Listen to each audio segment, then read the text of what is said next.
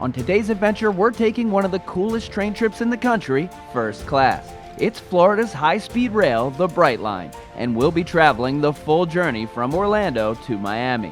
If you ever wondered what it's like to be pampered for 3.5 hours at 125 miles per hour, then this is the video for you. My final destination is sunny Miami, where I had an awesome time, but that's a different video. In this video, our journey starts at the Orlando airport, where my plane just landed.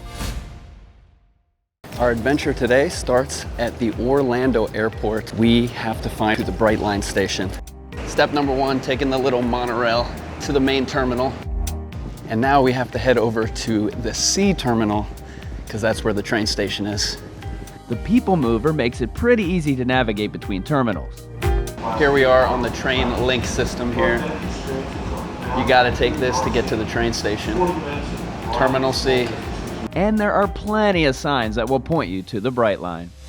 The station is right here at the Bacon. I would suggest you get the Brightline app and buy tickets and do everything there. That way, when you get to the station, you can just head right through security. It's kind of like a mini airport security with no line at all, and it only takes a few seconds.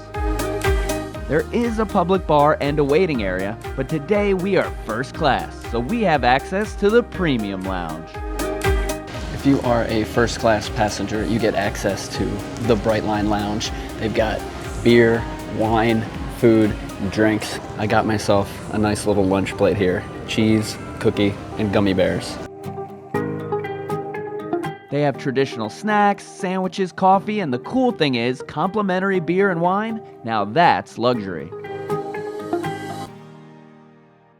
The cost of this trip depends on when you buy it and what time you are traveling. All sorts of supply and demand issues. But basically, a regular ticket costs anywhere between $40 and $100, and then the first class tickets looked like they were going from $100 to $250.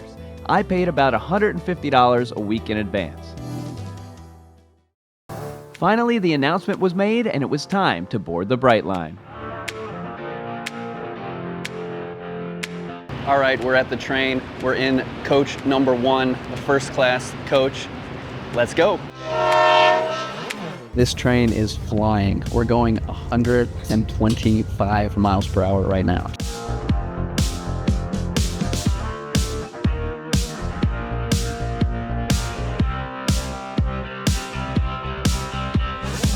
The seats are big and comfortable, and the trays are great because you can put your computer on there, you can put your phone or tablet on there, and you can work on the trip. So the seats are pretty big, pretty comfortable. Seats are wider, they recline, there's more legroom, a lot of outlets, and free Wi-Fi. This does have a curtain that you can break down if you want.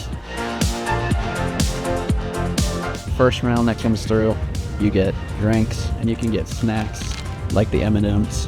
And of course, gummy bears. Beer, wine, drinks, and snacks are all free in first class, but my favorite thing was they provided a nice little packed lunch, and you wouldn't believe how good this Cuban sandwich meal was. It was phenomenal. We've got our little Cuban lunch with a slider and plantain chips. I enjoyed everything from the sandwich, to the chips, to the key lime pie dessert. This was a really good meal for a train, and I think depending on the time of day, they might have different breakfast and lunch items. So I did not think that one of the best meals on my trips was going to be the meal served on the train. That is a solid lunch. Cuban sandwich was so good. Plantain chips were money. Dessert, fantastic. Shout out to Brightline.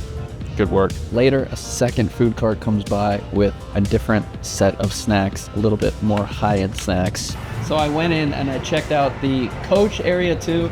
Seats are a little bit smaller. It's way more crowded in there. It doesn't feel as spacious, but it looks like a pretty comfortable ride over there too. I think there are like 6 or 7 cars on this train, so it holds a lot of people. And hey, if you don't like the seats, they got these nice benches out here right next to the bathroom.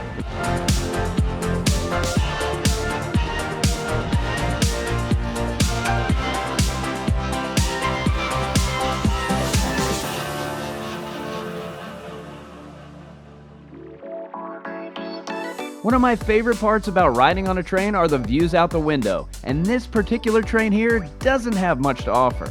Most of the train follows the highway, but if you do keep your eyes peeled, you'll see some cool water crossings.